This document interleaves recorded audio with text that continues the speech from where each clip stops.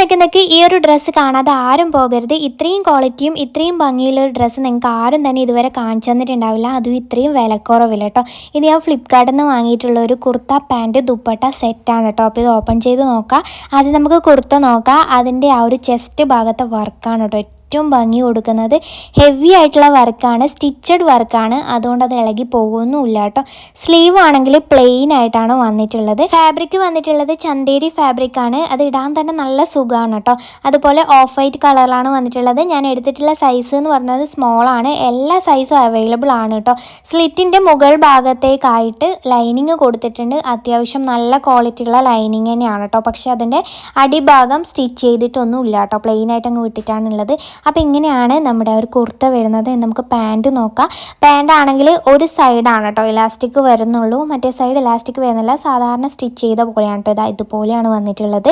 Plain ആയിട്ടുള്ള ആ ഒരു പാൻറ്റാണ് വന്നിട്ടുള്ളത്.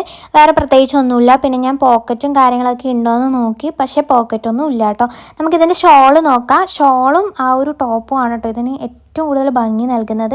അപ്പോൾ ഇതാണ് അതിൻ്റെ ഷോള്. ഷോളിൻ്റെ രണ്ട് സൈഡും നല്ല രീതിയിൽ തന്നെ വർക്ക് കൊടുത്തിട്ടുണ്ട് കേട്ടോ. അതും സ്റ്റിച്ചഡ് വർക്കാണ്, അതുകൊണ്ട് തന്നെ അത് ഇളകി പോകുന്നുമില്ല കേട്ടോ. ഇതിൻ്റെ ഒരു സൈഡ് മാത്രമാണ് കളറും വർക്കും ഒക്കെ കൊടുത്തിട്ടുള്ളത്. ഇതിൻ്റെ അടിഭാഗം പ്ലെയിൻ ആയിട്ടാണ് കേട്ടോ വന്നിട്ടുള്ളത്. ഇതുപോലെയാണ്. അപ്പോൾ ഇത് ഇട്ടിട്ടുള്ള കുറേ ക്ലിപ്സൊക്കെ ഞാനിവിടെ ആഡ് ചെയ്യുന്നുണ്ട്. അപ്പോൾ ഇതിൻ്റെ റേറ്റ് എന്ന് പറയുന്നത് ഞാൻ വാങ്ങിക്കുമ്പോൾ 930 രൂപയായിരുന്നു. ഇപ്പോൾ ഇതിൻ്റെ റേറ്റ് എന്ന് പറയുന്നത് 850 രൂപയാണ്.